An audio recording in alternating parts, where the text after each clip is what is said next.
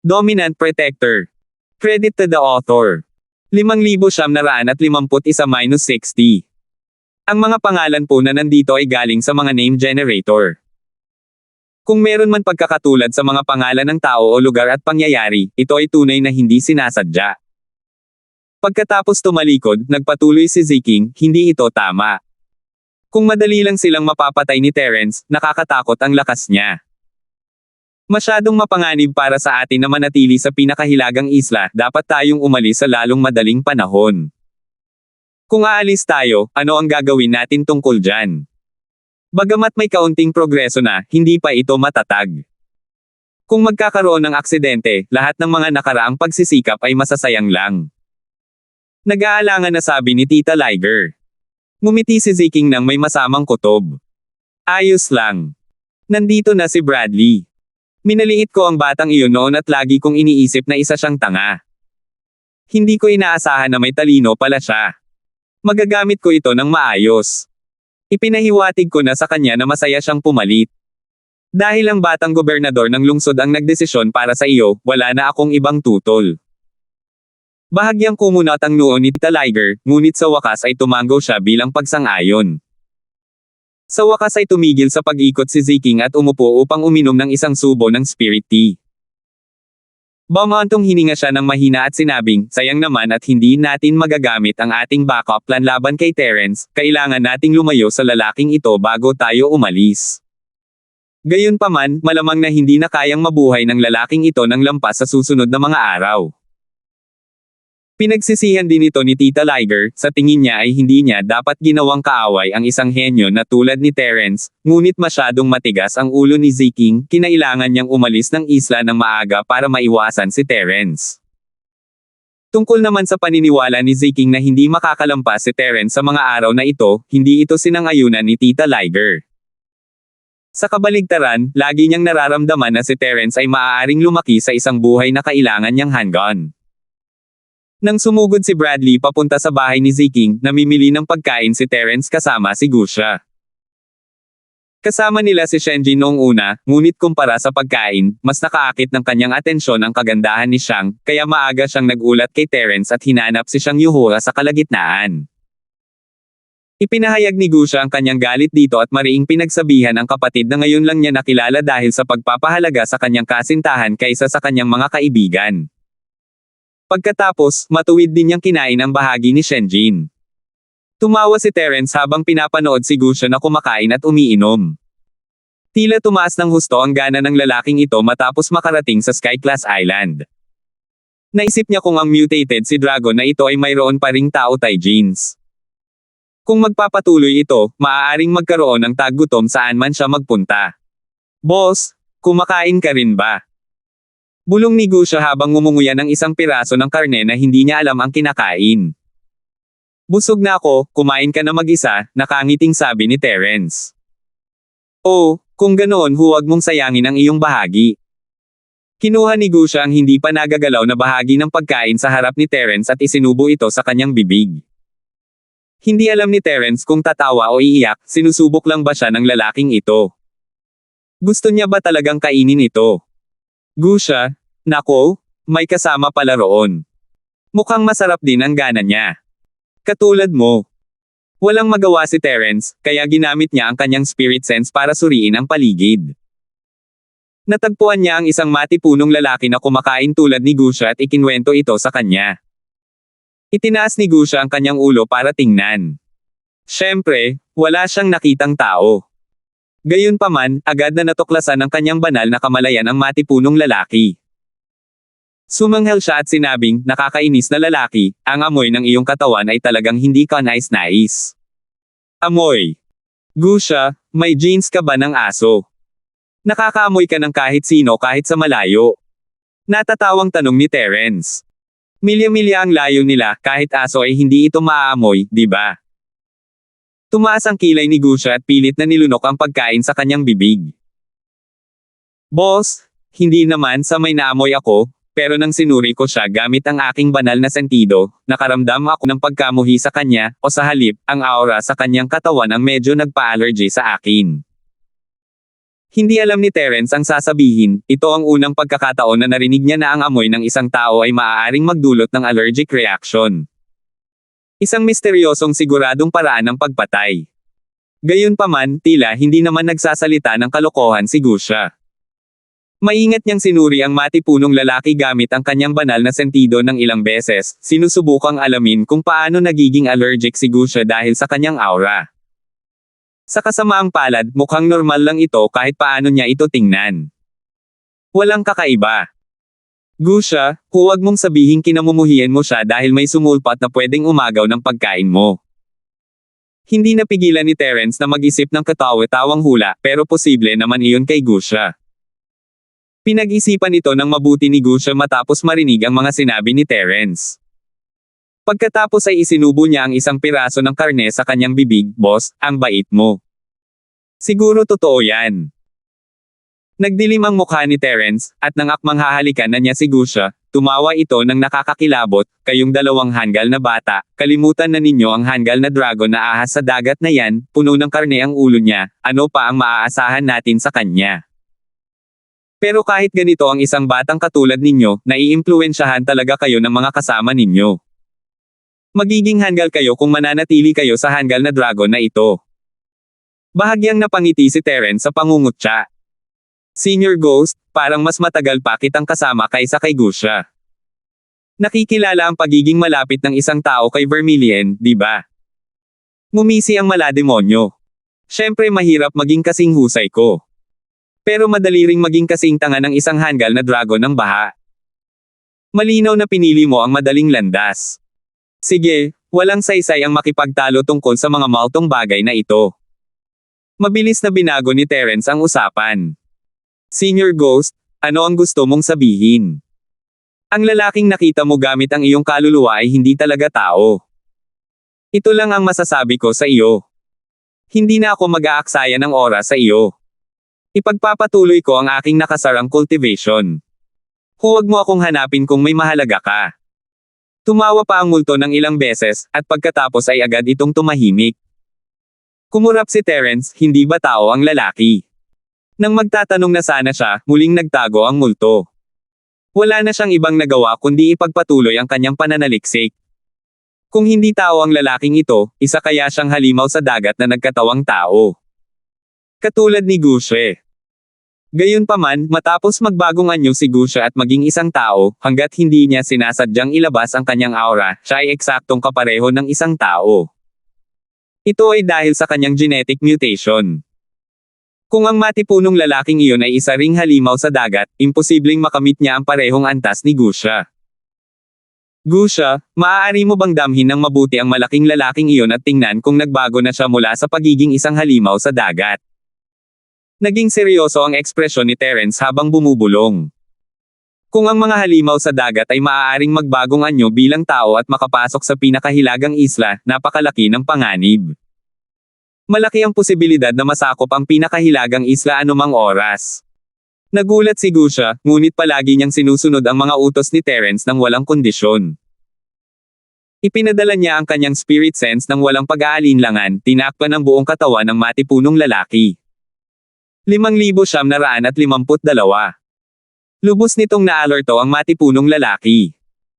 Tutal, ang espiritu ni Gusha ay hindi maihahambing kay Terence, at ang pagkontrol niya sa espiritu nito ay mas higit pa.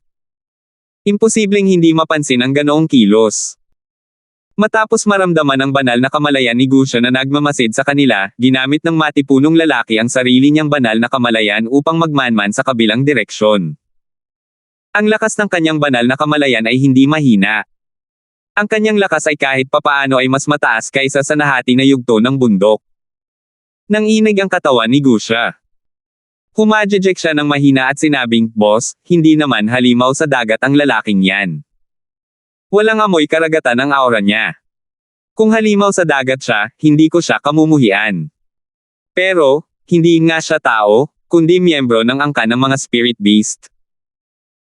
Madaling hinaranggan ng spirit sense ni Terence ang spirit sense ng matipunong lalaki at gumamit ng simpleng spirit sense vortex para tuluyang sirain ito.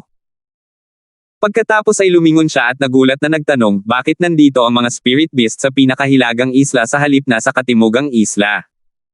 Maaari kayang gusto niyang lumawak. Kahit na ito ay isang pagpapalawak, hindi ba't masyadong malaki ang saklaw mula sa pinakatimog hanggang pinakahilagang lugar? Hindi nakakapagtaka na mabilis na nahalata ng nakakatakot na nilalang na ito ang kanyang pagkatao. Lumabas na lahat sila ay miyembro ng angkan ng mga espiritong hayop. Kahit na nakabalat kayo sila, ang nakakatakot na nilalang, na dating isang elder ng mga espiritong hayop, ay agad na makikita sa isang sulyap.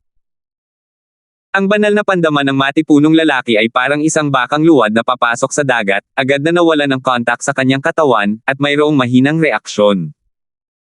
Agad niyang nalaman na nakatagpo siya ng isang eksperto, kaya walang pag-aalinlangan, tumayo siya at tumakbo. Tumigil ka na sa pagkain, hulihin muna natin ang lalaking yan. Hinailan ni Terence si Gusha. Hindi mahalaga kung siya ay isang halimaw sa dagat o isang espiritong halimaw, ang pagiging tao at paglusot sa pinakahilagang isla ay isang seryosong bagay. Si Zio ay kaibigan ni Terence, kung tutuusin. Kung ang pinakahilagang isla ay nasa problema, tiyak na hindi uupo na lamang si Terence at walang gagawin. Kumuha si Gusha ng 2 piraso ng karne at sumunod kay Terence.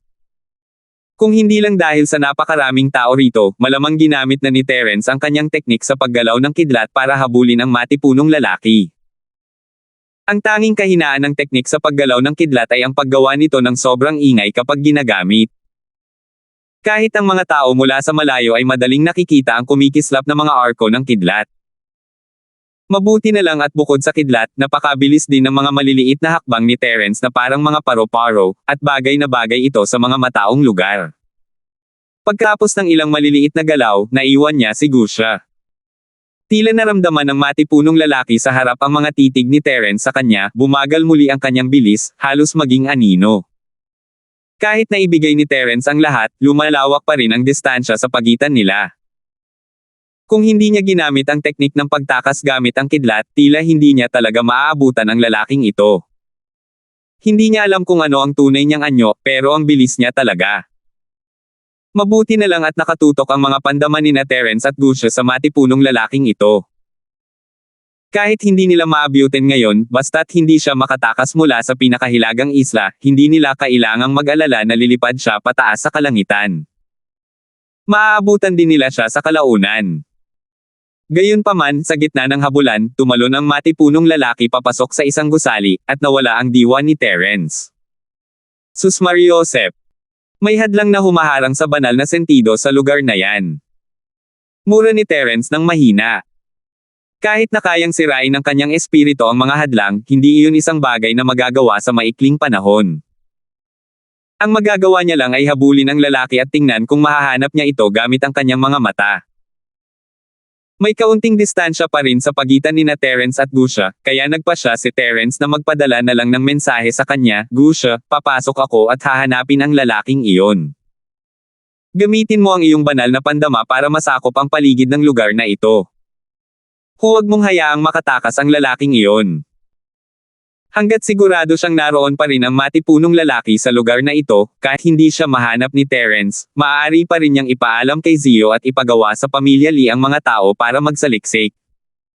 Sa napakaliit na lugar, kahit maghukay pa sila ng 3 talampakan ang lalim, hindi ito magtatagal. Magandang plano iyon, pero bago pa makapasok si Terence sa lugar, isang patrol team mula sa Hilagang Garrison ang dumating at hinaronggan ang daan niya. Tumigil ka, ito ang pinagbabawal na lugar ng institusyon ng mga gwardya ng lungsod, bawal pumasok. Malamig na itinaas ng pinuno ng mga gwardya sa hilaga ang kanyang espada at tumayo sa harap ni Terence. May especially iya roon ngayon lang, seryosong sabi ni Terence, sumama ka sa akin at hulihin mo siya. Tumigil ka. Kapag gumawa ka pa ng isa pang hakbang, hindi kami magiging magalang. Nakita ng pinuno na pasulong pa rin si Terence, kaya umatras siya ng kalahating hakbang at binunot ang kanyang mahabang espada. Itinutok din ng siyam na iba pa ang kanilang mga sandata kay Terence. Nanlamig ang mukha ni Terence. Wala kayong pakialam sa especially iyang pumasok kanina lang, pero ngayon hinaharangan ninyo ang daan ko. Maiisip ko ba nakagrupo kayo ng especially iya? Hindi natinag ang pinuno ng Hilagang Battlefront Army. Malamig niyang sinabi, wala kaming nakitang ibang pumasok, nakita ka lang namin na sinusubukang pasukin ang Guard Institute. Ito na ang huling babala, umalis ka agad, o huwag mo kaming sisihin sa hindi pagpapakita ng awa. Sa oras na ito, si Gusha ay lumapag na sa tabi ni Terence. Nang makita ang agresibong anyo ng 10 Northern Vanguard, agad niyang itinaas ang kanyang mga braso at sinabing, "Sino kayo? Ang lakas ng loob niyong balaan ang boss ko. Sawang-sawa na ba kayong mabuhay? Boss, pwede ko ba silang bugbugin?" Itinaas ni Terence ang kanyang kamay para pigilan si Gusha, na akmang kikilos na. Ano man ang mangyari, ang mga gwardya ng garrison sa Hilaga ay mga nasasakupan ni Zio. Kailangang tingnan muna ang may-ari bago saktan ang aso. Bukod dito, ang bagay na ito ay problema ng mismong pinakahilagang isla. Hindi kailangang maging mausisa at gawing kaaway si Zio nang walang dahilan. Higit sa lahat, sa bilis ng lalaki, hindi alam ni Terence kung saan siya pupunta nang hindi naaapektuhan ng kanyang spirit sense ang kanyang sarili. Sigurado siyang nasa lugar pa rin siya nito, pero hindi niya ito mahanap ng mag-isa. Sige, dahil hindi mo ako papapasukin, hindi na ako papasok. Kapag dumating ang iyong Young Island Master, sa tingin ko ay maaari ka nang pumasok, di ba? Malamig na ngumiti si Terence. Hindi madaling tretuhin ng ganoon. Huwag mong gamitin ang batang isla para pilitin ang mga tao. Mag-uusap tayo pagkatapos mong imbitahan ang batang isla. Ang pinuno ay parang bato sa hukay ng palikuran, mabaho at matigas, at hindi pa rin siya bumibitaw kahit ngayon. Biglang bumulong ang isa sa mga gwardya ng Northern Garrison sa likuran niya, "Kapitan, sa tingin ko si Terence ito, si Master Linford." Ang Master Linford na nag-alok ng 400 milyong Spirit Jade para sa isang pagkakataon sa pagpino. Siya at ang batang Island Master ay talagang matalik na magkaibigan. Medyo nagulat ang pinuno ng Hilagang Hukbo. Naisip niyang medyo mahirap ito, ngunit sa palagay niya ay wala naman siyang ginawang mali, kaya hindi siya umatras. Galit na galit si Gusha habang bumubulong kay Terence, "Boss, nakakainis talaga ang lalaking ito. Hayaan mong bugbugin ko siya. Pangako, hindi ko siya papatayin." Hindi pinansin ni Terence si Gusha at bumuo ng isang ordinaryong peel firebomb gamit ang kanyang kamay. Nagdagdag siya ng kaunting kamalayan at inihagis ito sa ere, pinasabog ito at lumikha ng isang maliwanag na kislap sa kalangitan sa gabi. 5,953. Tinatimad siyang hanapin si Zio at direktang ginamit ang paraang ito para makuha ang atensyon ng pamilyang Lee sa dulong Hilaga. Para mangyari ang ganitong sitwasyon sa Wei Institute, tiyak na may mga taong pupunta para tingnan ito. Dahil sa insidente ng halimaw sa dagat kahapon, mataas pa rin ang posibilidad na personal na pumunta rito si Zio. Ang kailangan na lang gawin ni Terence ay maghintay dito pagkatapos ng mga paputok. "Gusha, pumunta ka sa kabilang panig at magbantay. Huwag mong hayaang makalabas ng palihim ang lalaking iyon," mahinahong utos ni Terence. Kayang-kaya ng kanyang espiritu na masakop ang buong panlabas na bahagi ng lugar na ito, ngunit masyadong mabilis ang matipunong lalaki. Kung hindi niya hahayaang magbantay si Gusha, maaaring hindi niya ito maabyutin kahit na matagpuan niya ang kanyang bakas. "Oo," sagot ni Gusha. Tiningnan niya ang 10 tagapagtanggol ng Hilaga nang may panghihinayang. Kay gandang pagkakataon para lumaban. Sayang at hindi siya pinayagan ng kanyang amo. Umasa siyang magkakaroon ng bagong pagkakataon sa kabilang panig. Walang ekspresyon pa rin ang pinuno ng Hilagang Garrison. Hanggat hindi pumapasok si Terence sa ipinagbabawal lugar, hindi siya makikialam kahit ano pa ang gawin niya. Siyempre, ito rin ay dahil alam niya ang pagkakakilanlan ni Terence. Kung ibang tao lang iyon, na nagpapaputok ng mga paputok sa kalangitan sa itaas ng City Guard Institute, makakakain sila ng libreng pagkain sa bilangguan. Umikot si Gusha at tumakbo papunta sa kabilang panig. Hindi nagtagal ay dumating si Zio kasama ang kanyang mga gwardya ng Northern Battlefront Army. "Kuya Linford, anong ginagawa mo rito? Anong nangyayari?" Medyo nagulat pa rin si Zio nang makita niya si Terence.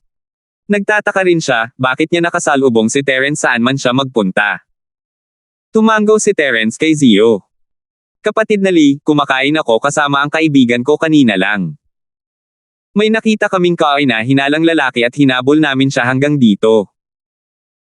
Pumasok ang lalaking iyon sa loob, pero hinaranggan ako ng mga gwardya ng Northern Garrison, kaya nagpaputok ako ng mga paputok para maakit ka rito. Isang lalaking mukhang kainahinala. Ano ang hitsura niya? Bakit parang naghihinala si Kuya Linford? Hindi inakalang si Terence ay malayang pupunta rito at magsasalita ng kalokohan para pagtawanan siya, kaya seryosong nagtanong siya. Ang insidente ng halimaw sa dagat kahapon ay paalala rin kay Terence, at ngayon ay malaki na ang tiwala ni Zio kay Terence. Hanggat sinasabi ito ni Terence, halos wala na siyang pag-aalinlangan.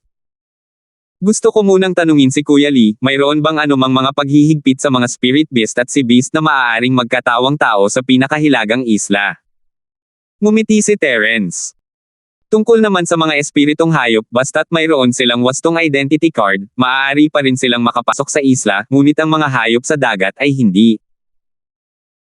Ang sinaunang paghihigpit sa pinakahilagang isla ay partikular na nakatarget sa mga hayop sa dagat, kaya kapag ang mga hayop sa dagat na maaaring magbagong anyo ay dumating sa isla, ipapakita nila ang kanilang orihinal na anyo. Napakahalaga ng subasta sa pagkakataong ito, at lahat ng mga espiritong hayop na maaaring magbagong anyo ay inimbitahan na palabas ng pinakahilagang isla. Sa makatuwid, sa yugtong ito, sa teorya ay walang mga espiritong hayop o hayop sa dagat sa isla. Detalyado ang paliwanag ni Zio, at agad na naunawaan ni Terence. Ang lalaking nakatakas papunta sa institusyon ng mga gwardya ng lungsod ay isang ang blacklisted. Mabuti na lang at hindi alam ni Terence na pinapayagan ang mga spirit beast sa pinakahilagang isla, kung hindi ay hindi niya sana ito hinabol. Sa katunayan, marami sa mga sinabi ni Zio ay hindi tama. Halimbawa, pagkatapos magbagong anyo ang mga halimaw sa dagat, ipapakita nila ang kanilang orihinal na anyo sa isla. Si Gusha, ang taong ito mula sa maharlikang pamilya ng mga halimaw sa dagat, ay malinaw na wala sa kanila. Malamang na ito ay isang benepisyong dulot ng mutasayon. Sa teorya, walang mga espiritong halimaw, ngunit iyon ay sa teorya lamang. Tiyak na may mali sa pamamahala ng mga espiritong halimaw sa pinakahilagang isla. Mabuti na lang at ang matipunong lalaking iyon ay isang tunay na espiritong halimaw, sigurado si Terence roon. Kuya Lee, yung lalaking may kaina-hinalang itsura na nabanggit ko kanina lang, base sa aking obserbasyon at pagtatansya, isa siyang spirit beast na nagkatawang tao. Kung tungkol naman sa kung matagal na ba siyang nandito sa isla o kung ito lang ang unang beses niya rito, hindi ko alam. Kung interesado si Kuya Lee, bakit hindi mo muna siya hulihin? Sabi ni Terence na may bahagyang ngiti habang itinuturo ang lugar. Nagbago ang mukha ni Zio at agad niyang inutusan ang North Garrison, isara agad ang himpilan ng mga gwardya ng lungsod. Tipunin ang lahat ng gwardya ng North Garrison at paunti-unti nating hanapin. Kailangan nating mahanap ang Spirit Beast. Dahil si Zio, ang batang Island Master, ang personal na nag-utos, ang mga gwardya sa hilagang battlefront, na humaharang kay Terence, ay natural na hindi nang ahas na tumutol. Agad silang nagpadala ng hudyat ng alarma upang magtipon. Nagkagulo ang buong North Garrison. Mabilis na tinapos ng lahat ng sundalo sa garrison ang kanilang mga kagamitan at lumitaw sa kani-kanilang lugar. Bahagyang may pagmamalaking sabi ni Zio, Kuya Linford, huwag kang mag-alala. Isa ito sa mga kampo ng North Garrison. Hanggat naroon pa rin ang Spirit Beast, hindi ito makakatakas. Kuya Lee, hindi naman malaking bagay yan. Pakiramdam ko lang ay kakaiba na may sumulpat na kaina-hinalang spirit beast sa oras na ito. May kaugnayan kaya siya sa abnormalidad ng mga sea beast. Ito ang pinaka-nag-aalala kay Terence, at malamang ganoon din si Zio. Gaya ng inaasahan, agad na naging seryoso ang ekspresyon ni Zio.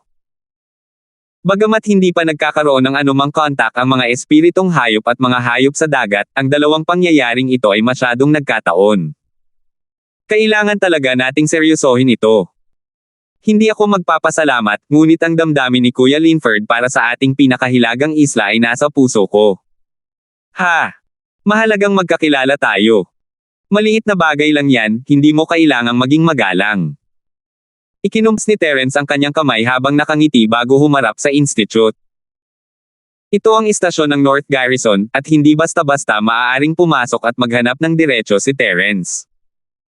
Siya at si Gusha ang nagbabantay sa magkabilang dulo, at ang kanilang mga banal na pandama ay nagbabantay sa espasyo sa labas ng istasyon. Hindi sila natatakot na palihim na lalabas ang matipunong lalaki.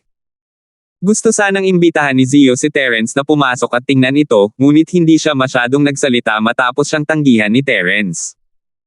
Nakatayo lang siya roon kasama si Terence at nakikipagkwentuhan dito. Maya-maya, isang sundalo mula sa Hilagang Garrison ang tumakbo palapit at ikinuyom ang kanyang mga kamao, habang yumuyuko, "Bata, Panginoon ng isla, wala kaming nakitang kaina-hinalang tao sa garrison." Naroon ang lahat ng miyembro ng North Garrison, maliban sa 6 na nagbabakasyon. Kumunat ang noo ni Terence. Sigurado siyang pumasok ang lalaki sa mga gusali at hindi umalis mula sa ibang direksyon. Ngayong hindi na siya mahanap ng Northern Battlefront Army, 2 na lang ang posibilidad. Maaaring nakatago siya ng maayos o may tumutulong sa kanya sa dilim. Malinaw na mas mataas ang posibilidad na iyon, ngunit hindi masabi ni Terence ang totoo sa harap ni Zio. Medyo pangit din ang mukha ni Zio. Alam din niyang hindi magsisinungaling si Terence sa kanya, kaya malamang may mali sa Hilagang Garrison. Bukod pa rito, mayroong isang halimaw sa dagat sa yugto ng Profound na nakalusot sa ipinagbabawal na lugar ng pinakahilagang isla. Kahit sina Mike at Terence ay alam ito, at ipinaalam pa niya sa Hilagang Garrison.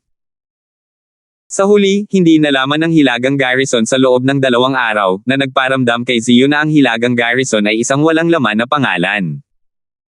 Ibig mong sabihin, nandito ang Batang Panginoon at si Kuya Linford para pasayahin kayo. Kaunti lang ang espasyo. Anong ginagawa ninyo? Hindi man lang kayo makahanap ng taong kakapasok lang. Malamig na ngumiti si Zio. Gayunpaman, nang makita ito ng gwardya ng North Garrison, nakaramdam siya ng lamig mula sa kaibuturan ng kanyang puso. 5,954. Kung magagalit ang batang Island Master, tiyak na hindi ito magiging masaya. Agad silang hihilingin ng nasasakupang ito na magsaliksik muli.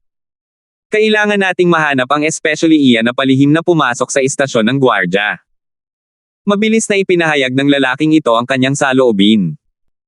Bagamat hindi niya iniisip na magkakaroon ng anumang pagbabago sa paghahanap, mas mabuti pa rin ito kaysa tiisin ang galit ng batang Island Master ngayon. Tandaan mo, kahit pa kailangan nating gibain ang buong institusyon ng mga gwardya ng lungsod, kailangan nating hanapin ang espiritong halimaw na nagkatawang tao. Naging mas seryoso ang tono ni Zio. May kaugnayan ito sa kaligtasan ng pinakahilagang isla, kaya tiyak na hindi niya ito ipagwawalang bahala. Opo, Batang Panginoon ng isla.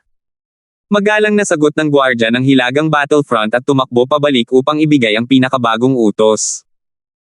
Matapos ang oras na nasunog ang isang insenso, ang parehong Northern Battlefront Way pa rin ang naroon. Nagmamadali siyang tumakbo palabas, yumuko, at nagulat, "Mahal na batang isla, wala kaming nakitang bakas ng mga tagalabas, ngunit sa isang liblib na sulok ng institusyon ng mga gwardya ng lungsod, nakakita kami ng isang tunnel na daan-daang metro ang lalim. Hindi pa natin alam kung saan ito patungo. Mga basura. Hindi nila alam na may nahukay na lagusan sa sarili nilang kampo." Nababaliw na talaga si Zio. Sobrang nawala na siya ng malay kaya wala na siyang masabi. Lalong natitiyak ni Terence na mayroong traidor na tumutulong sa Spirit Beast. Kung hindi, paano magkakaroon ng ganitong daanan, at paano malalaman ng Spirit Beast ang lokasyon? Ang spirit sense ni Terence ay maaaring umabot ng 100 metro sa ilalim ng lupa, ngunit sino ang magpapalawak ng kanilang spirit sense ng ganoon kalayo? Medyo maingat ang traidor, ngunit nagawa niyang magtago mula sa mga pandaman ni Terence at Gusha at pinalabas ang Spirit Beast. Pinigilan ni Zio ang kanyang galit at humarap kay Terence, "Kapatid na Linford, napahiya ako. Pupuntahan ba natin at titingnan ang pasilyong iyon? Kailangan man lang nating malaman kung saan ito patungo." "Sige, sabay na tayo." Tumanggaw si Terence. Mas interesado siyang malaman kung sino ang traidor kaysa sa daanan. Yumuko ang gwardya sa hilaga dahil sa hiya matapos siyang pag-alitan ni Zio. Nang marinig niyang gusto nilang 2 na tingnan ang daanan, mabilis niya silang pinangunahan papunta roon. Kalmado ang mukha ni Terence, ngunit alerto ang kanyang puso. Dahil sigurado siyang may isang nunal sa North Garrison, kinailangan niyang pigilan ang kabilang panig na kumilos dahil sa desperasyon at direktang umatake kay Zio, ang batang Island Master. Mabuti na lang at ang pinakamalakas na tao sa North Battlefront ay nasa tugatog pa lamang ng huling yugto ng misteryosong Ascension. Tiwala si Terence na madali niyang maipagtatanggol ang sarili laban sa isang kalaban na nasa ganitong antas, kahit na ito ay isang palihim na pag-atake. Pagkatapos ng ilang pagliko, isang nakatagong pasukan ng kuweba ang lumitaw sa harap ni Terence. Mula sa paligid, may mga bakas ng isang hanay ng mga nagtatago na inilalagay dito, at ang antas ng hanay ay hindi na makita. Malamang na ito ay dahil sa mga salita ni Zio na mahahanap niya ito kahit na kailanganin niyang give-in ang poste ng mga bantay. Sa ilalim ng marahas na paghahanap ng hilagang garrison, direktang sinira nila ang hanay ng mga nagtatago, na isiniwalat ang pasukan ng kuweba. Pumasok ang banal na pandaman ni Terence sa butas, ngunit wala siyang nakitang anumang panganib. Bukod pa rito, may ilang sundalo na ng North Guard ang nakapasok, kaya hindi sila huminto ni Zio at direktang tumalon papasok. Matapos mabilis na bumaba sa Dallasdes, kinumpirma ng pandaman ni Terence na ang tunnel ay mahigit 20 milya ang haba, at ang labasan ay dapat na malapit sa hilagang dalampasigan ng pinakahilagang isla. Mabilis na naglakad si Zio nang walang imak. Medyo nalilito na siya ngayon. Sunod-sunod na nangyari ang mga bagay na ito, kaya nagduda siya sa kanyang kontrol sa pinakahilagang isla. May bahid din siyang pakiramdam ng panganib. Ang ganitong uri ng panganib ay hindi para sa kanya, Zio, kundi sa buong pamilya Lee, o kahit sa buong isla sa pinakahilagang bahagi. Kung hindi siya mag-iingat, ang isla sa pinakahilagang bahagi ay nanganganib na mawasak. Nang pumasok sina Terence at Zio sa lagusan, nakatanaw si Bradley sa istasyon ng garrison mula sa malayo. Sa simula ay hahanapin niya si Ziking, ngunit nakita niya ang mga paputok na ginawa ni Terence habang papunta, kaya pumunta siya upang tingnan ang sitwasyon. Kung hindi dahil kay Terence, aalis na sana si Bradley pagkatapos ng ilang sulyap. Kahit na sinabihan siya ng dalawa niyang lolo na layuan si Terence, hindi pa rin siya mag-aalangan kung talagang magkikita sila. Maganda sana kung samantalahin niya ang pagkakataong linlangin si Terence.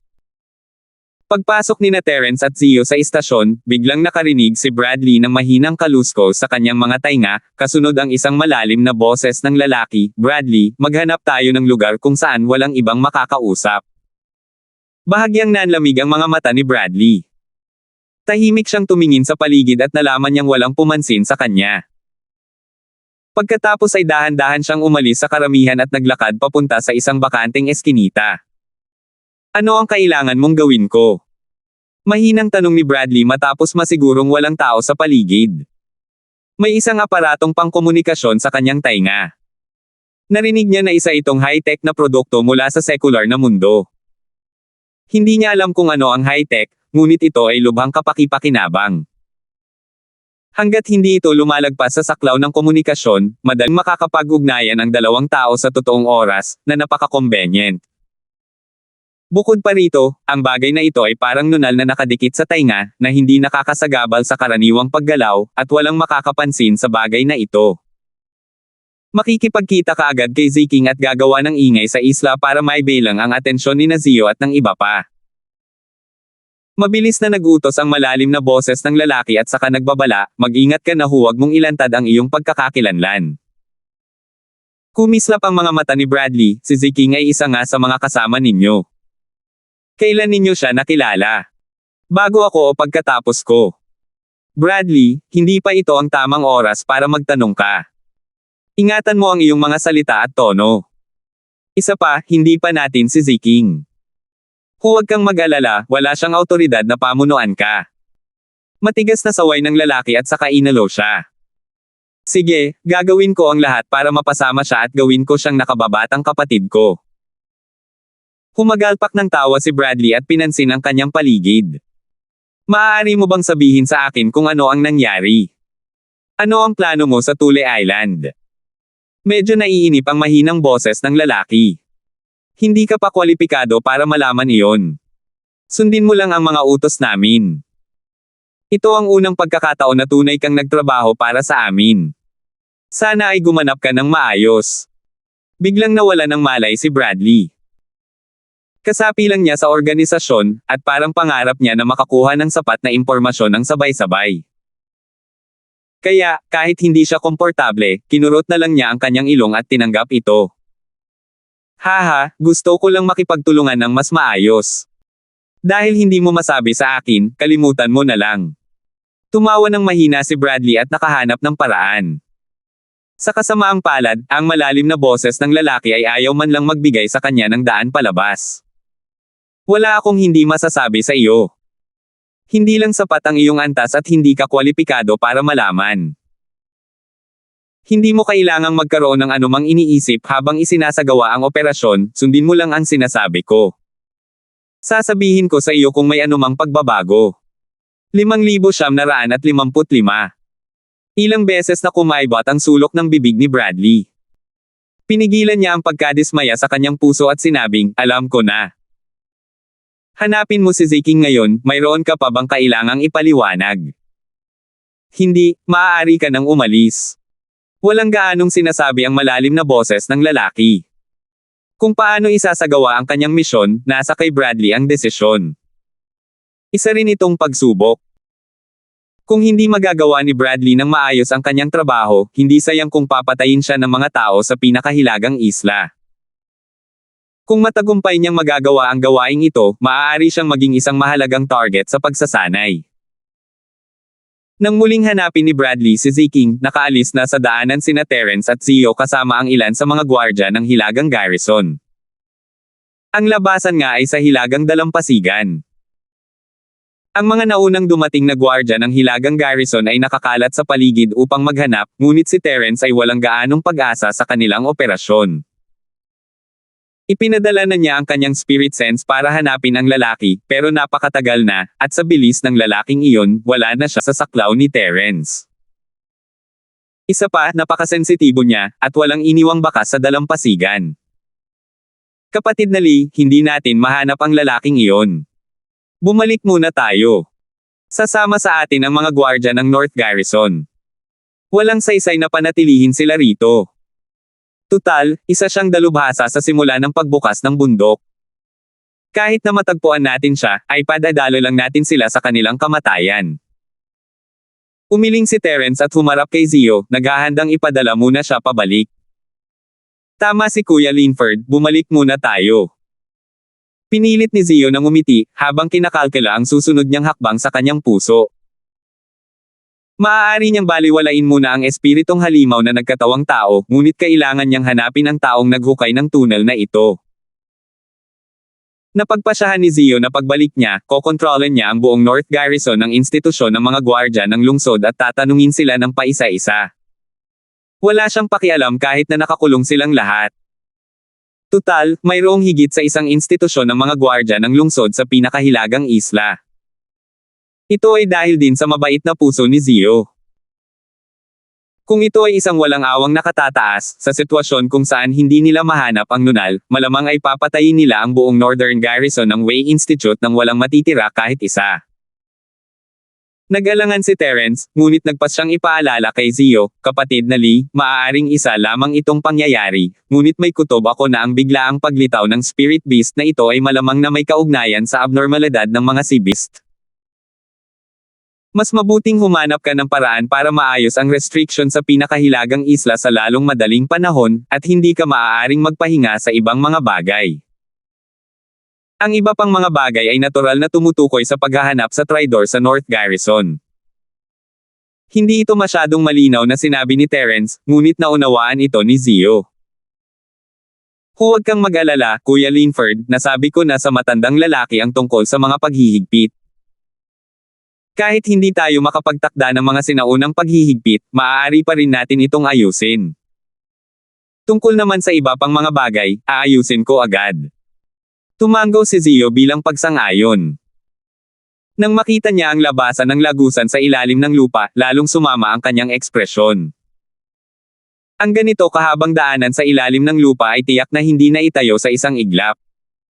Walang duda na ang nunal ay matagal nang nagkukubli. Ang pagluwag ng paghihigpit ay maaaring kagagawan din ng lalaking iyon. Marahil hindi lang iisang tao ang nagtaksil sa pinakahilagang isla. Kung iisa lang ang tao, mahirap isipin na pagkatapos ng napakaraming bagay na nagawa, walang nakitang palatandaan. Tumingin si Terence sa malawak na karagatan sa ilalim ng kalangitan sa gabi. Mayroong isang makapangyarihang selyo na naipasa mula pa noong sinaunang panahon. Kahit ang isang master ng pormasayo na kasing taas ng lupa na ito ay mahihirapan na basagin ang selyong ito kung hindi siya pamilyar dito, lalo na siya. Kapatid na Lee, baka pwede tayong magsimula sa pamamagitan ng pagtatanong sa mga taong nagpapanatili o nagmomonitor ng restriction. Tila casual na paalala ni Terence sa kanya, ngunit wala na itong sinabi pa. Ikinuyom ni Zio ang kanyang mga kamay kay Terence at bahagyang tumango. Lumuwag na ang restriction, ngunit walang nagulat nito. Tiyak na may mali sa mga taong nagbabantay at nag-aalaga nito. Gayon din, nang pumasok sa ligtas na sona ang mga halimaw sa dagat sa itaas ng entablado ng Profound, nagpadala si Mike ng mga tao upang babalaan sila, ngunit hindi sila tumugon. Isa rin itong problema. Maaaring imbestigahan ang mga aspetong ito, ngunit nang maisip ni Zio kung paano napinsala ng husto ang depensa ng Hilagang Garrison, lalong bumigat ang kanyang kalooban. Kayong ilan, sirain ninyo ng tuluyan ang daanang ito at bumalik kayo. Matapos ibigay ni Zio ang utos sa mga nagtitipong gwardya ng Northern Battlefront, umalis siya kasama si Terence. Ilan sa mga gwardya ng garrison sa Hilaga na kasama niya ay nanatili rin upang tumulong sa pagsira ng daanan at upang bantayan ang mga gwardya ng garrison sa Hilaga kung sakaling may isang mulo sa kanila na maaaring kumuha ng pagkakataong makatakas. Kasabay nito, nakarating na si Bradley sa tahanan ni Ziking. Dahil alam niyang kasama niya si Ziking, hindi na kasing galang ng dati ang kanyang pag-uugali. Panginoon York, Batang Lungsod, naparito ako para pag-usapan ang isang bagay. Casual na ikinuyom ni Bradley ang kanyang mga kamao at umupo. Dati, lagi siyang yuyuko at nakakuyom ang mga kamao, hindi nangangahas na magkamali kahit kaunti. Gayunpaman, iba na ngayon. Ang ganitong kaliit na detalye ay lihim na nagpasaya kay Bradley. Masaya si Bradley, ngunit syempre, hindi masaya si Ziking. Inisip ba ng hanggal na tagasunod na ito na kaya niyang maging mapangahas dahil lang sa medyo malapit siya dito? Gayunpaman, nang maisip niya kung paano niya isisi kay Bradley ang lahat, tiniis niya ang kanyang kalungkutan. Bradley, may pag-uusapan din ako sa iyo. Mukhang may pagkakaintindihan na tayo. Pagkatapos ng isang hajejek, inabot ni Ziking ang balikat ni Bradley, tila napakabait. Naisip ni Bradley na naipaalam na rin sa kanya ng malalim na boses ng lalaki ang tungkol sa bagay na ito, kaya hindi na siya nagulat. Tama ang batang Panginoon ng lungsod na si York, ang ating dituwirang pagkakaunawaan ay lalong gaganda sa hinaharap. Gusto mo bang sabihin o gusto mong ako ang magsabi? Iniisip ni Ziking kung paano niya mapipilit si Bradley na suluhin ang palayok na itinapon niya, kaya magalang niyang ikinumpas ang kanyang kamay. Ikaw ang unang nabanggit, kaya syempre ikaw ang unang nagbanggit. Nakikinig ako. Sige, sasabihin ko na. Hindi nagpigil si Bradley. Dahil miyembro na siya ng organisasyon at hindi si Ziking, itinuturing siyang senior ni Ziking. Normal lang sa kanya na ipahayag ang misyon. Matapos tumikim, inayos ni Bradley ang kanyang tindig at bahagyang itinaas ang kanyang baba. Panginoong York, Batang Lungsod, nakatanggap tayo ng mga utos mula sa mga nakatataas. Kailangan nating palihim na lumikha ng gulo para mailihis ang atensyon ni Zio o ng pamilyang Lee sa dulong Hilaga. Gayunpaman, sa proseso, hindi tayo dapat mapansin. Naiintindihan mo ba ang ibig kong sabihin? Natigilan sandali si Ziking, pagkatapos ay bahagyang nagbago ang ekspresyon ng kanyang mukha. Taga-organisasyon ka rin ba niyan? 5,956. Tama. Nakita ni Bradley ang ekspresyon ng mukha nito at nakaramdam ng hindi maipaliwanag na kasiyahan. Agad siyang nagkunwari na walang pakialam at tumango. Alam kong hindi pa miyembro ng organisasyon natin ang batang si Lord York, pero hindi mahalaga iyon. Dahil may talento siya tulad ng batang si Lord York, basta't handa siya, tiyak na makakasama niya tayo ng maayos at mabilis na makakarating sa tuktok. Sa unang tingin, tila pinupuri ng mga salitang ito si Ziking, ngunit sa totoo lang, ito ay ganap na pagyayabang ni Bradley. Gayunpaman, walang pakialam si Ziking sa mga maliliit na detalyeng ito. Kung miyembro lang ng organisasyong iyon si Bradley, ang plano niyang isisi sa iba ay mawawala ng saysay. Mabuti na lang at nauna nang sinabi ito ng Gago. Kung hindi, kung alam ng organisasyong iyon ang iniisip niya, mahihirapan siyang harapin ito. Bagamat nasa isang kooperatiba lamang ang relasyon ni Ziking at ng organisasyong iyon, nakinabang nga ang lungsod ng Perez sa kooperasyong iyon. Kung hindi niya gagawin ng maayos ang trabaho, hindi niya ito maipapaliwanag sa kanila pagbalik niya. Sandali na nasiyahan si Bradley sa kanyang sarili, ngunit tila walang reaksyon si Ziking. Hindi niya maiwasang magtanong, Panginoon York, batang lungsod, mayroon ka bang opinyon tungkol sa operasyong ito? Hindi ba't ito ang gusto mong pag-usapan ngayon lang? Tama, iyan ang gusto kong sabihin ngayon lang. Nagmamadaling sinamantala ni Ziking ang sitwasyon at tumawa ng marahan para pagtakpan ito. Iniisip ko lang kung paano ko haharapin ng maayos ang bagay na ito. Hindi madaling lumikha ng gulo ng hindi natutuklasan. Kailangan mong pag-isipan itong mabuti. Tama ka. Kaya nga kailangan nating magkaroon ng maayos na pag-uusap. Lubos na sumang-ayon dito si Bradley. Ayaw niyang masangkot sa isang hanggal na misyon. Kaligtasan muna. Bradley, may ideya ka ba? Bakit hindi mo muna sabihin sa akin ang tungkol dito? Ngumiti si Ziking habang unti-unting lumalapit, ipinapakita ang isang napakamalapit na saloobin, ngunit ang totoo ay sinusubukan niyang pakalmayan ang kaguluhan sa kanyang puso. Kasalukuyan niyang iniisip kung paano makakatakas mula sa pinakahilagang isla ng walang anumang alalahanin. Paano niya nagawang sumama sa hanggal na tagasunod na ito at manggulo? Gayunpaman, tila hindi angkop na tumakas ngayong may nangyari. Nagkatinginan sina Tita Liger at Ziking, ngunit wala silang maisip na ideya. Wala akong maisip na ideya sa ngayon. Maparaan ng batang Panginoon ng lungsod na si York, mayroon ka bang mga mungkahi na mapag-uusapan? Umakto si Bradley na parang isang pinuno na nakikinig sa payo. Kinuha niya ang espiritual na tsaa sa gilid at humigop. Hindi ko pa naiisip yan, kaya pag-isipan natin. Pasimpleng sagot ni Ziking at sumandal sa kanyang upuan, casual na iniba ang usapan. Nga pala, may nangyari ba sa Hilaga ngayon lang? May napansin ka ba noong pumunta ka rito? Santuwaryo ito ng Hilaga, may nangyari. Hindi ako masyadong sigurado sa mga detalye, pero pumunta sina Terence at Zio, kaya hindi ako naglakas loob na lumapit ng husto.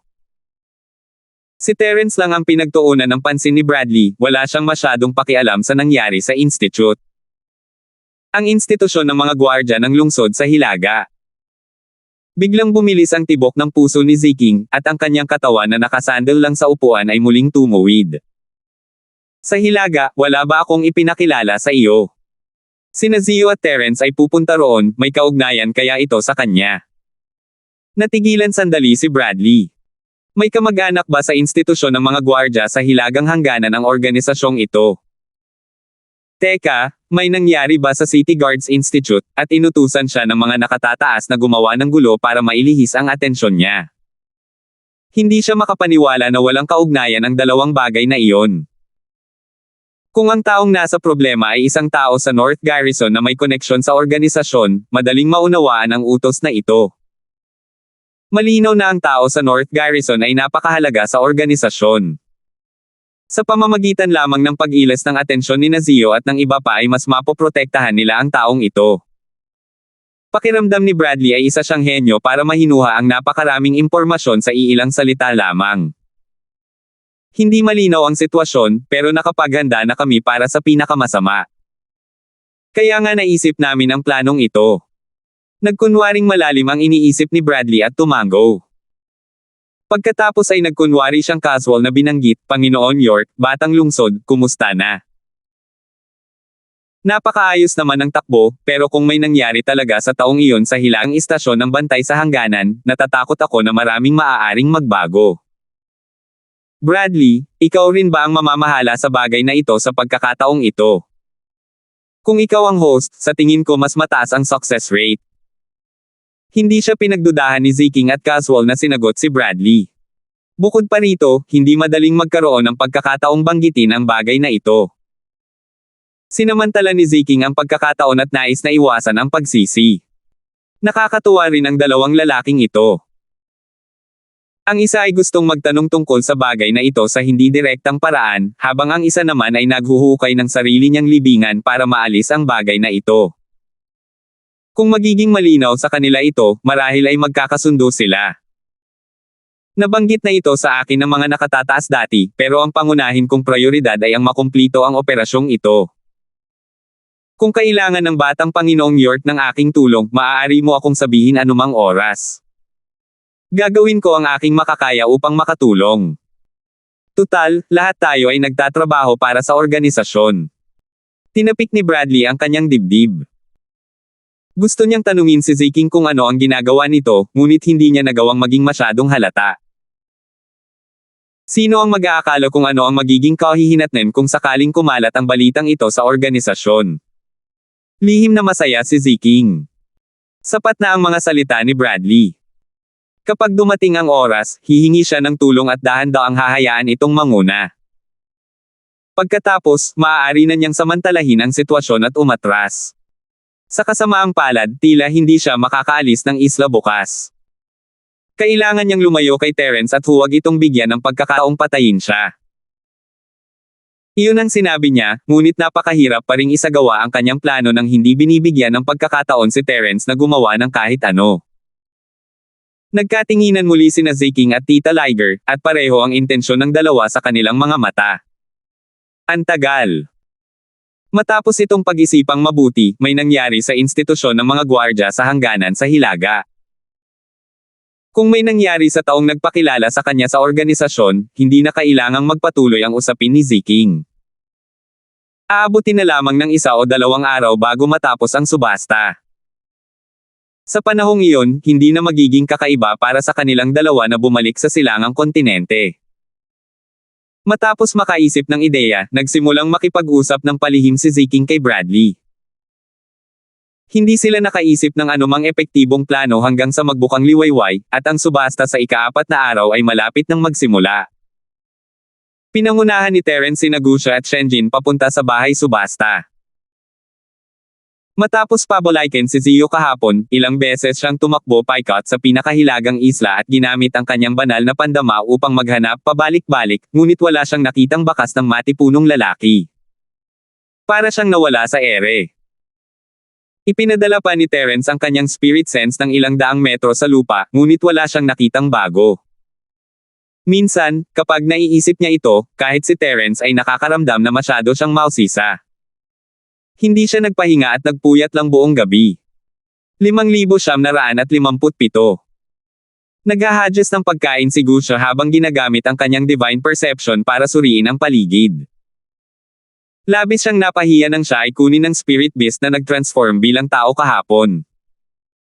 Kaya naman, seryoso pa rin siyang naghahanap ng mga clue hanggang ngayon. Hanggat maaari siyang masuri ng kanyang divine perception, wala talagang paraan para magtago mula sa aura ng spirit beast sa lalaking iyon. Boss, ano sa tingin mo ang pinagmulan ng lalaking iyon kahapon? Mas mabilis pa siya kaysa sa akin. Siyempre, kung nasa dagat siya, malalagpasan ko siya ng ilang beses sa loob ng ilang minuto. Hindi sapat ang bilis ni Gusha sa lupa, pero hindi pa rin siya kumbinsido.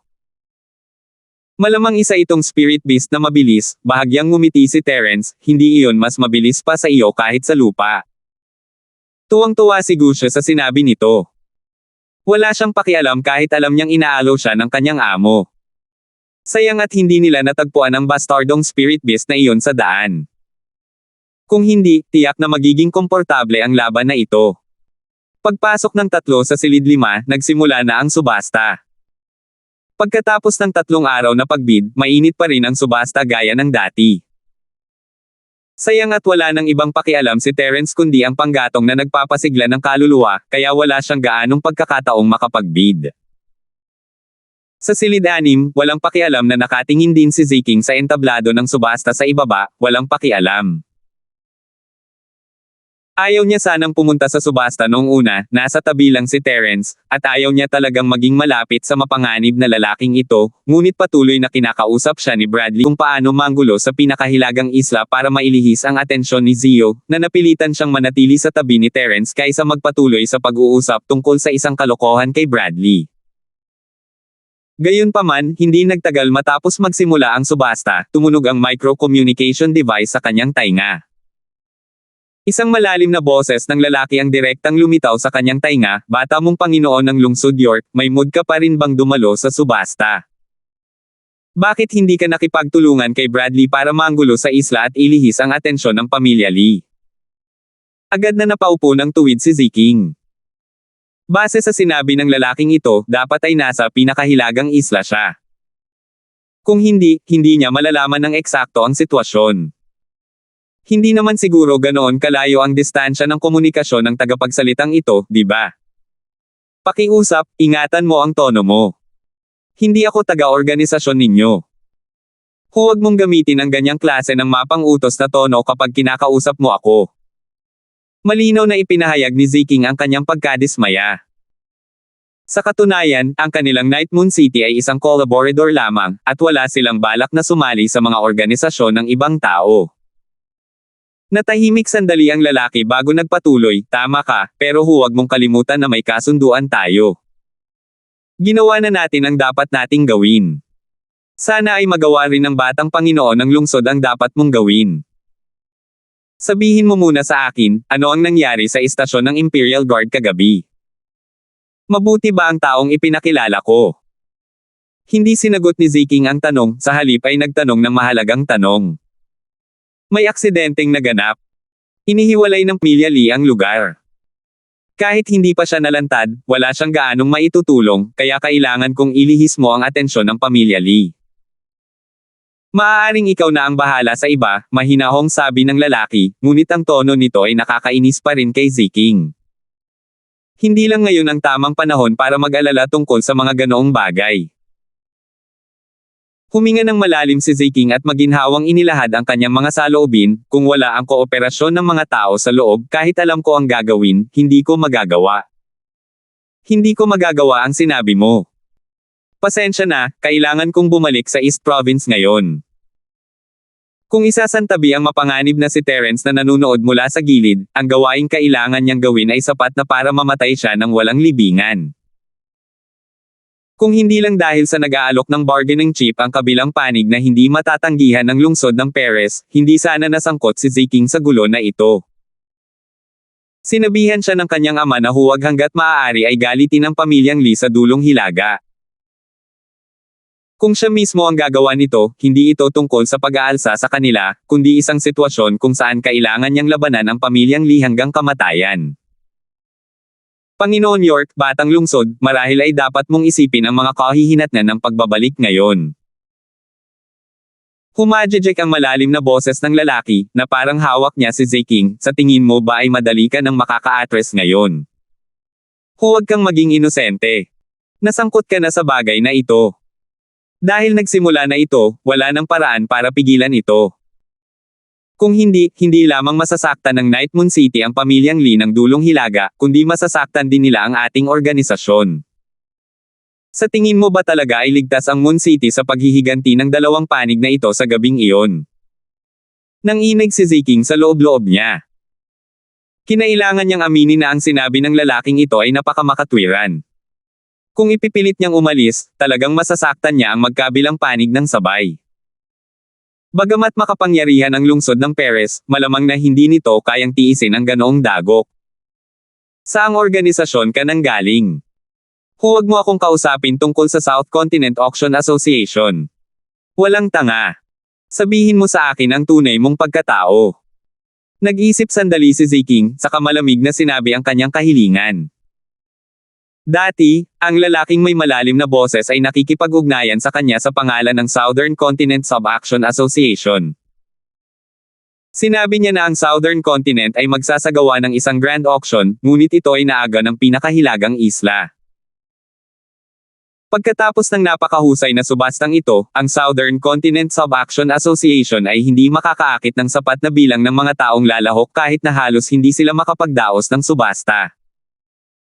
Tutal, ang mga taong maaaring lumahok sa mga napakahusay na subasta ay hindi laging available. Malinaw kung gaano karaming tao ang matitira pagkatapos silang lumunin ng pinakahilagang isla. Gayunpaman, habang nagpapatuloy ang plano, naramdaman ni Ziking na may mali. Paano magkakaroon ng ganito kalaking kapangyarihan ang isang simpleng asosasyon ng subasta? Sinusubukan ba niyang sirain ang subasta sa pinakahilagang isla? Malinaw na lalamunan niya ng buhay ang buong pinakahilagang isla, ha? Tumawa ng malalim ang boses ng lalaki. Lord York? Batang lungsod? Masyado kang nag-iisip. Miyembro nga ako ng Nanjo Auction Association, pero masasabi ko sa iyo na may mas makapangyarihang organisasyon sa likod ng aming asosasyon. Hindi ko masasabi sa iyo ang mga detalye maliban kung sasali ka sa amin. Huwag kang mag-alala, bilang batang lungsod na Lord of Night Moon City, ang pagsali sa aming organisasyon ay hindi magdudulot ng kahihiyan sa iyong katayuan. Maniwala ka sa akin, sa aming paningin, ang Night Moon City ay talagang walang kwenta. Hindi man magalang ang kanyang mga salita, pakiramdam ni Ziking ay nagsasabi siya ng totoo. Hindi niya masabi kung bakit, ngunit mayroon lamang siyang ganitong pakiramdam. Humarap si Tita Liger kay Ziking at commendat dito, senyales na huwag itong pumayag sa alinman sa mga kahilingan ng kabilang panig. Kahit hindi niya marinig ang mga sinasabi ng kabilang panig, nahulaan niya na tiyak na hindi ito magandang bagay. Bahagyang umiling si Ziking bilang tugon sa pag-aalala ni Tita Liger. Pagkatapos ay sinabi niya, kung gusto mong sumama ako sa iyo, hindi sapat ang mga nakaraang kondisyon. Hindi ba dapat ay bigyan mo ako ng mas maraming kapangyarihan? Kung hindi, bakit ako, ang batang lungsod na Lord of Night Moon City, ay sasali sa isang organisasyon na hindi man lang kasing husay ng ating lungsod? 5,958. Tama ka.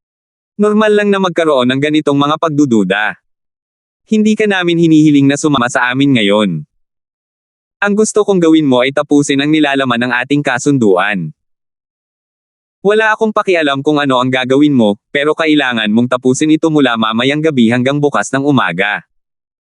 Kung hindi, ituturing natin itong isang pagkabigo. Alam mo ang mga kahihinatnan. Ang malalim na boses ng lalaki ay parang walang pakialam, at pinagbantaan pa niya si Ziking. Galit na galit si Ziking, ngunit wala na siyang ibang pagpipilian. Napailing na lang siya at sumang-ayon. Ngayon, gusto niyang hanapin si Bradley para pag-usapan ang problema ng paggawa ng gulo sa pinakahilagang isla. Kung hindi siya gagawa ng kahit anong ingay, paano niya matatapos ang gawain sa isang araw?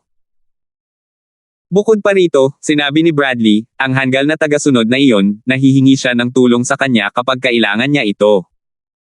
Ngayon na ang oras kung kailan niya ito kailangan. Si Ziking, na nalulumbay at galit, ay tumangala sa projection array sa bulwagan. Ang presyo ng bidding ay 18.5 milyong Spirit Jade, ngunit hindi niya alam kung ano ang ibinebenta sa subasta. Pagkatapos, nagbid siya ng 50 milyong Spirit Jade. Masama ang loob ng batang Panginoong ito, kaya gusto niyang durugin ang mga tao gamit ang mga spiritual jade. Gustong umiyak ng taong nagbid noon pero walang maiiyak. Nakapagbid na si Wenjing ng pangalawang beses, at tila ba sabog na ang martilyo. Saan biglang lumitaw ang 250 milyong ito? Direkta niyang dinagdagan ang bid ng mahigit 30 milyon. Wala pang ang 20 milyon ang orihinal na bid, di ba? Panginoon ng lungsod, anong nangyayari? Ano ang napagkasunduan ninyo? Matagal nang balisa si Tita Liger.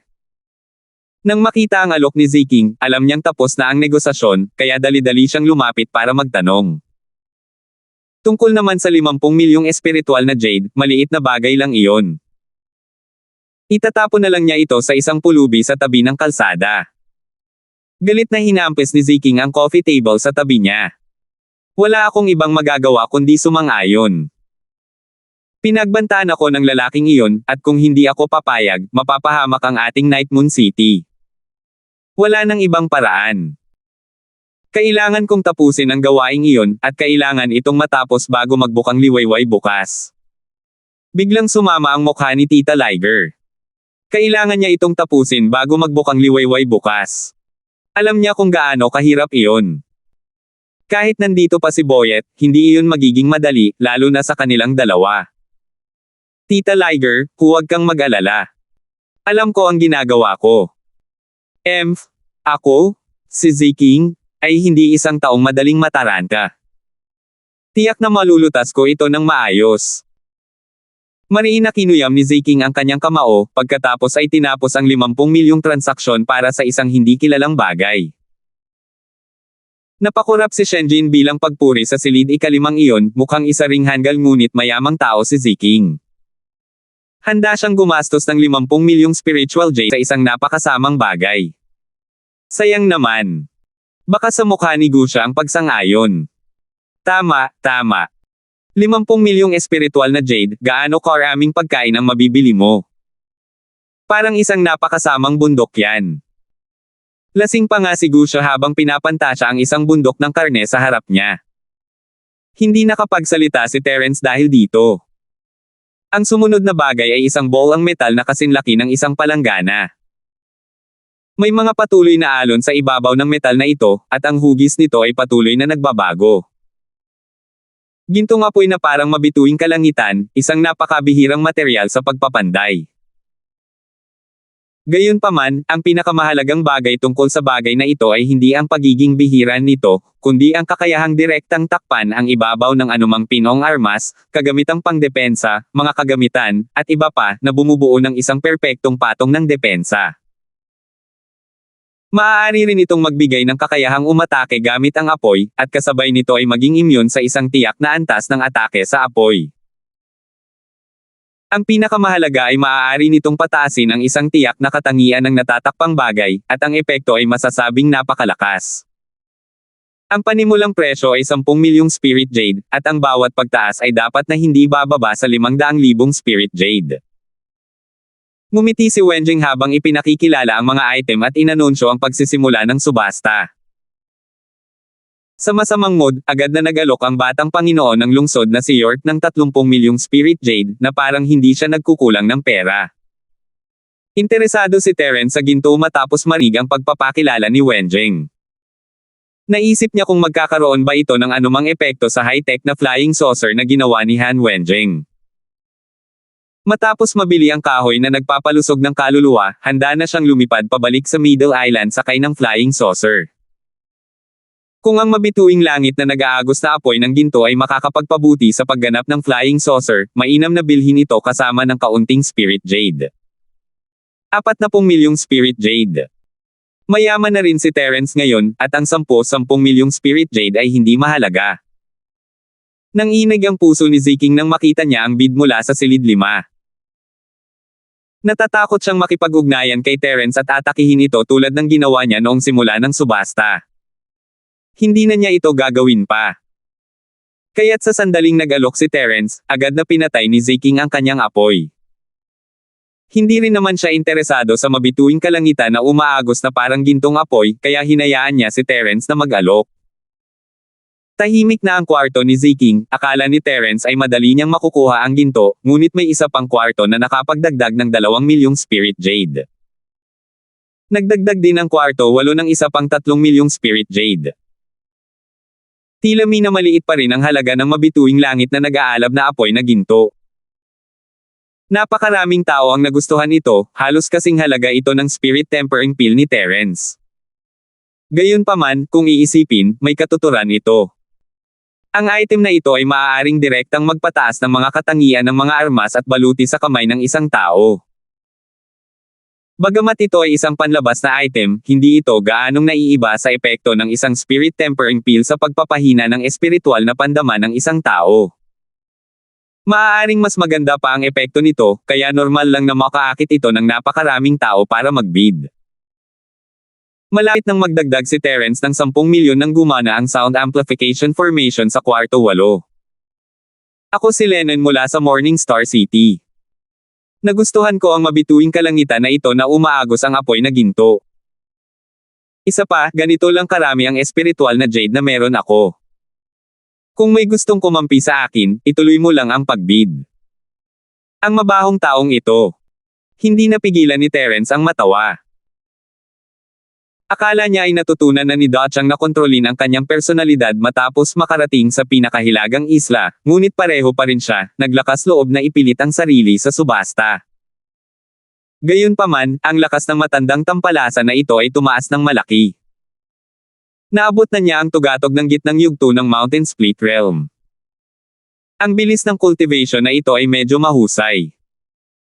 Dapat ay nagkaroon siya ng hindi inaasahang engkwentro sa nakalipas na 2 taon.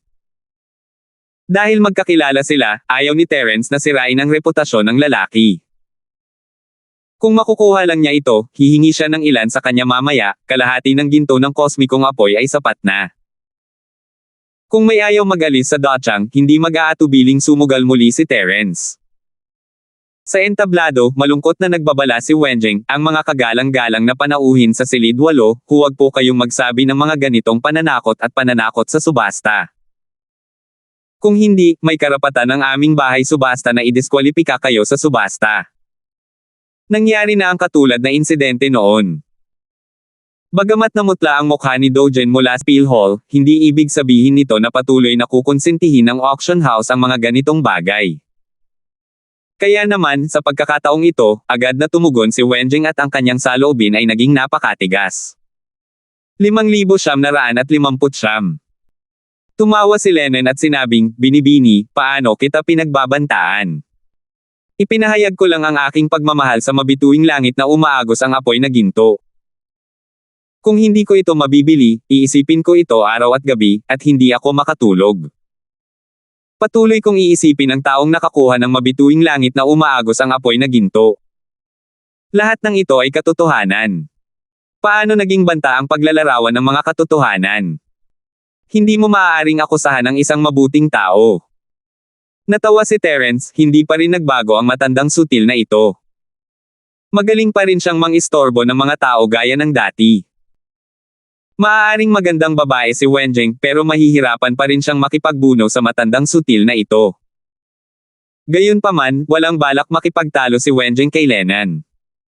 Malamig siyang sumagot, "Senior Lennon, pakiusap, kumilos ng may dignidad.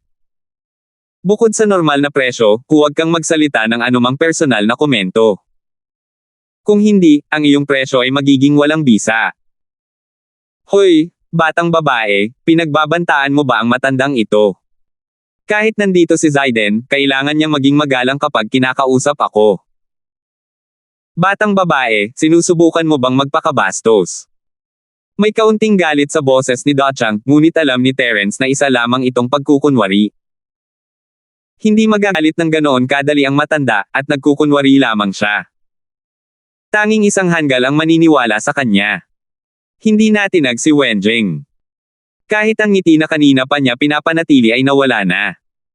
Gayunpaman, ang hitsura ng babaeng ito na may malamig na mukha ay nakakatuwang pagmasdan.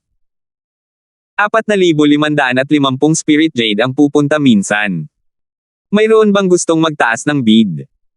Ang mabituing langit na umaagos ang apoy ng ginto ay isang pambihirang kayamanan.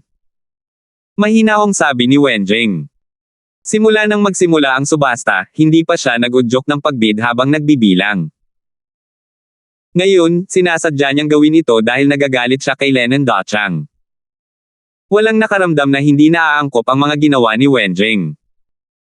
Umasa pa nga sila na ang pang-5 o pang-6 na kahon ay maaaring magpatuloy sa pagbid ng mas mataas kaysa sa mayabang na si Lennon. Ang 2 kahon na ito ay malinaw na hindi nagkukulang ng pera at hindi natatakot sa gulo. Sa kasamaang palad, pagkatapos nilang magbid, wala nang gumagalaw. 45 milyong espiritong jade ang 2 beses na pumupunta. Inilibot ni Wenjing ang tingin sa mga pribadong silid sa ikalawang palapag, at may bahagyang pagkadismaya sa mga ito. Tila gumana ang banta ni Lennon. Kung hindi, magkakaroon sana ng bagong alok. Para sa isang malaking tipak ng mabituing kalangitan na may umaagos na apoy na ginto, sulit na sulit ang 455 Spirit Jade. Ang karagdagang 30 hanggang 40 milyong Spirit Jade ay nasa normal na saklaw. Sa kasamaang palad, matapos mapuko ng sumpang Lennon na iyon, tila wala nang mataas na bid. Dahil alam niyang wala nang saysay pang ipagpaliban pa ang mga bagay-bagay, muling nag-alok si Wenjing at opisyal na kinumpirma na ang mabituing kalangitan na may umaagos na apoy na ginto ay kay Lennon. Naguguluhang tanong ni Gusha, "Boss, kilala mo ba ang mabahong rascal na yon? Mukhang hindi siya mabuting tao, di ba? Kahit kilala mo siya, hindi mo naman kailangang matakot sa kanya, di ba? Sino ba ang may sabing takot ako sa kanya? Pakiramdam ko lang, dahil may libre naman, bakit pa gagastusin ang spiritual jade? Hindi ba't interesante na may makuha mula sa isang taong walang hiya?" Nakangiting paliwanag ni Terence. Agad na lumiwanag ang mga mata ni Gusha. Nasa sabik niyang tanong, "Boss, hindi ba papayag agad ang matandang sutil na ito? Kung magiging mayabang siya, pwede ko ba siyang bugbugin? Sa tingin ko ay hindi ka bibigyan ng pagkakataon ng matandang walang hiya na iyon. Sige, huwag na natin siyang pag-usapan sa ngayon. Ipagpatuloy natin ang pagtingin sa susunod na bagay." Bahagyang ngumiti si Terence. Hindi niya inakalang tatanggihan siya ni Dochang. Kung maaari, bibigyan niya ito ng ilang normal na tableta kapalit. Ang mga sumunod na item ay mga bagay na hindi interesado si Terence. Isang bagay na parang mabituing kalangitan na umaagos ang apoy at ginto ay bihira, kaya hindi siya masyadong nagbid. Mabilis na lumipas ang oras, at natapos ang ika-4 na araw ng subasta. Tila ang kahoy na nagpapasigla ng kaluluwa ay makukuha lamang sa huling araw. Dahil wala nang ibang magawa, nagpasya si Terence na ipagpatuloy ang pagtatanong kay Zio tungkol sa pinakahilagang isla. Pagkatapos ng subasta bukas, kailangan muna niyang bumalik sa isla, ngunit sina Jerry, Jonas, Melvin, at ang iba pa ay maaaring manatili pa ng ilang araw. Magiging problema kung may mangyari at makukulong silang lahat. Hindi pa hinanap ni Terence si Dochang nang lumabas siya ng kwarto, ang lalaki ay naglalakad papunta sa direksyon niya kasama ang anak niya. Naku, hindi ba't si Master Linford ito? Nabalitaan kong nasa pinakahilagang isla ka rin. Gusto ko sanang bisitahin ka pero hindi kita mahanap. Sa wakas ay nakita rin kita ngayon. Tumawa si Lennon habang naglalakad palapit na nagpapakita ng matinding sigla. Nabalitaan niya ang tungkol sa pagkakaibigan ni Terence kay Yvonne. Isa siyang malaking shot sa kontinente ng silangan, ibang-iba sa isang panauhing elder sa Morningstar City. Natural na tumaas ang halaga ni Terence sa kanyang mga mata. Hindi pa kasama rito, si Terence mismo ay isang Mystic second-level refiner. Sa Yellow Classy area ng East Continent, ang katayuan ng isang Mystic second-level alchemist ay hindi mas mababa kaysa kay Yvonne. Elder Lennon, ikinagagalak kung makilala ka. Bahagyang ngumiti si Terence nang yumuko si Benedict sa kanya. Tumango rin si Terence bilang tugon. Nasa kwarto numero 5 ba si Master Linford? Hindi ko alam ito noon. Kung alam ko lang, pupunta sana ako rito para bisitahin si Master Linford. Umarte si Dochang na parang ito ang unang beses na nalaman niya ang tungkol sa kwarto ni Terence, nakangiti at tumatango kina Shenjin at Gusha. Kailangan niyang bumuo ng magandang relasyon sa mga taong maaaring sumunod kay Terence. Iniisip ni Terence kung paano makakuha ng mabituing apoy na ginto mula kay Lennon, kaya naman ngumiti siya sa matandang taong walang hiya habang sila ay naglalakad palabas. Sige, kung si Master Linford ay nasa kwarto ika-5, sa tingin ko ay interesado na siya sa bagay na ito dati. Kung kailangan mo ito, ibibigay ko ito kay Master Linford. Humakbang si Lennon ng 2 hakbang at biglang may naalala. Kumuha siya ng isang selyadong kahon ng jade at iniabot ito kay Terence. Sinuri ito ni Terence gamit ang kanyang espiritual na pandama at alam niyang iyon ang mabituing langit na umaagos ang apoy na ginto. Buo pa rin ito. Paano ko matatanggap ang isang bagay na pinaghirapan ni Elder Lu na ibida ng husto? Gusto sanang kumuha ni Terence mula sa Dochang, ngunit napakadaling ibinigay ng matanda ang lahat. Medyo naghinala siya. Kumislap ang mga mata ni Dochang. Mukha siyang magaspang sa panlabas na anyo, ngunit sa totoo lang ay napakametikuloso niya. Hindi man lang binuksan ni Terence ang kahon at alam na niya kung ano ang nasa loob. Ang maliit na detalyeng ito ang nagpaisip sa kanya na ang pandaman ni Terence sa espiritu ay hindi naman mas mababa sa kanya, marahil ay mas malakas pa. Hahaha, Master Linford, masyado kang magalang. Tawagin mo na lang akong matandang Lennon. Maliit na bagay lang ito. Sa pagkakaibigan natin, bakit ko pa ito aalalahanan? Sige, sige, sige. Tanggapin mo na agad. Kung hindi, ako, matandang Lennon, ay aamin na minamaliit mo ako. Iniabot ni Dachang ang kahon sa mga kamay ni Terence na may tingin, huwag mo na lang akong pakialaman. 5,906 po. Natawa si Terence sa sarili. Sino ang nagsabing mapusok at walang utak ang matandang taong ito? Isa itong napakatusong matandang Zorro. Alam niyang mas mahalaga ang pagbibigay ng pabor sa kanya kaysa sa 10-10 milyong espiritual na jade. Marahil ay binili niya ang ginto para makuha ang pabor ni Terence. Malamang alam ni Lennon kung saang kwarto naruroon si Terence, at alam niyang interesado si Terence sa ginto matapos niya makitang itinaas nito ang presyo. Nagpanggap siyang gangster at ibinigay ito kay Terence. Kung hindi sana ito ibibigay ni Dachang nang hindi man lang binibigyan ng pagkakataon si Terence na magsalita. Kung ganoon nga, hindi ako magiging magalang. Hindi nagpakita ng paggalang si Terence kay Dachang at itinago ang ginto sa kanyang storage bag, at ipinangako, matandang Lennon, sa hinaharap, kung kailangan mong pinuhin ang anumang gamot, huwag mag-atubiling lumapit sa akin. Hindi ko ito magagawa ng libre, pero kahit papaano ay mabibigyan kita ng diskwento. Tuwang-tuwa si Dachang, nakipagkaibigan siya kay Terence dahil sa pangakong ito.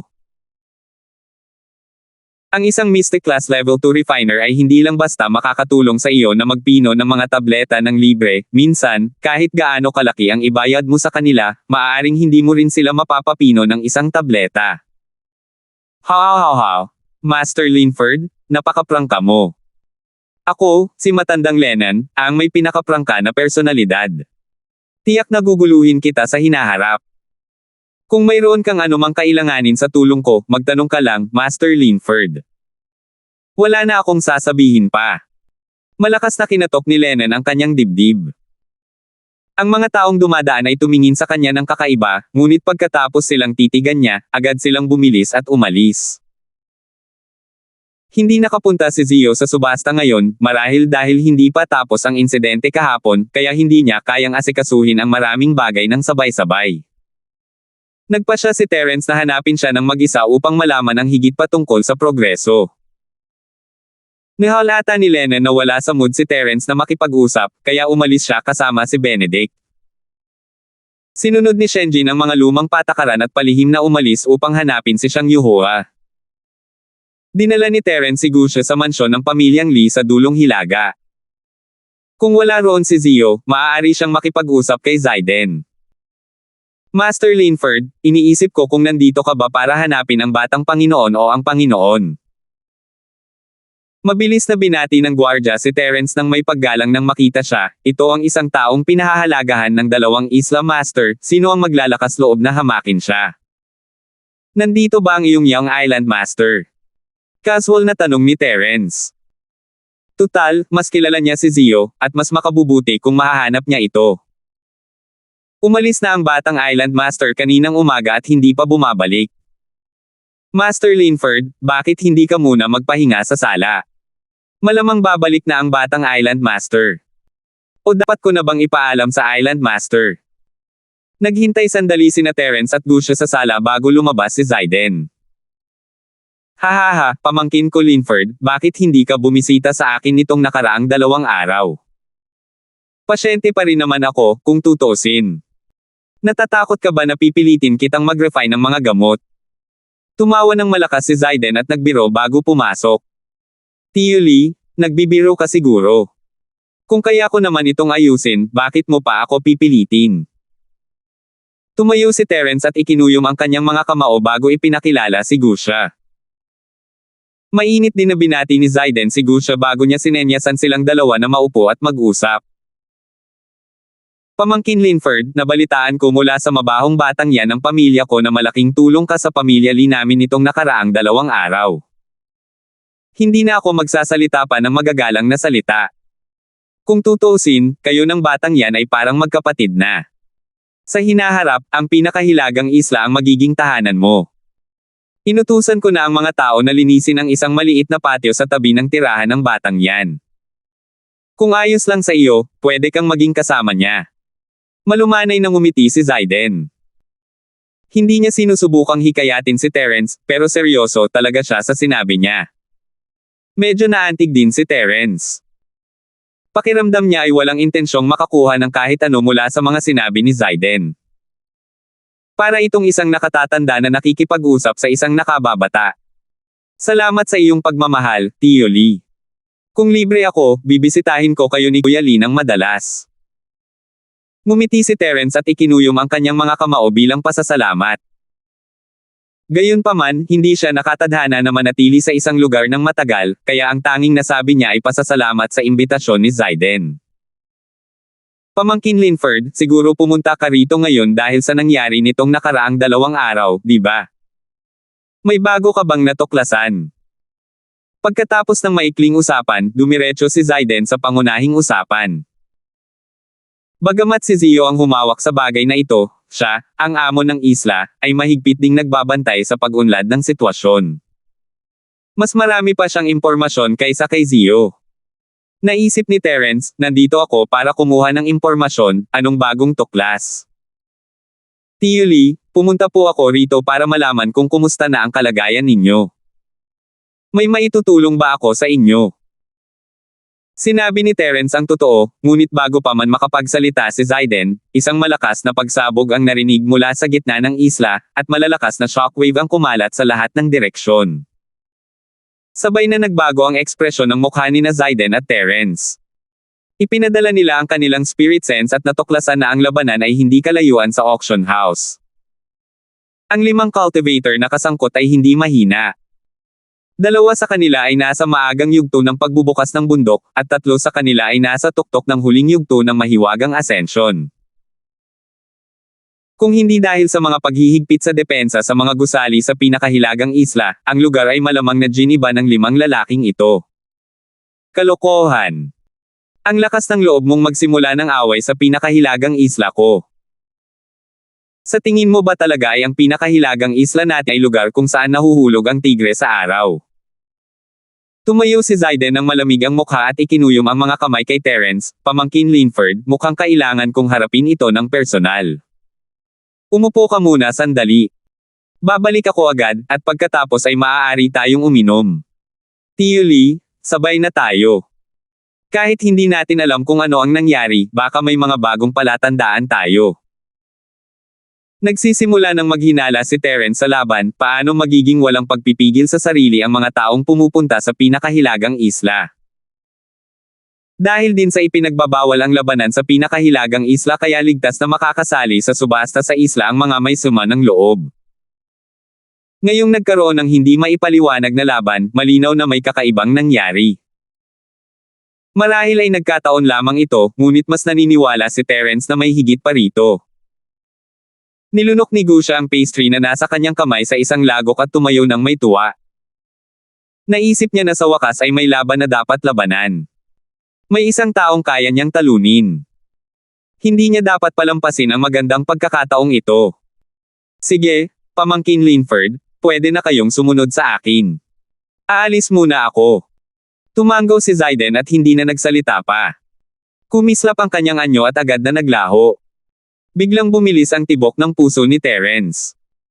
Hindi niya moari ang lakas ni Zayden, pero ang pagsabog ng aura na iyon ngayon ay kahit papaano ay nasa antas ng lupa. Salamat po at sinamahan ninyo ako, ingat lagi mga master.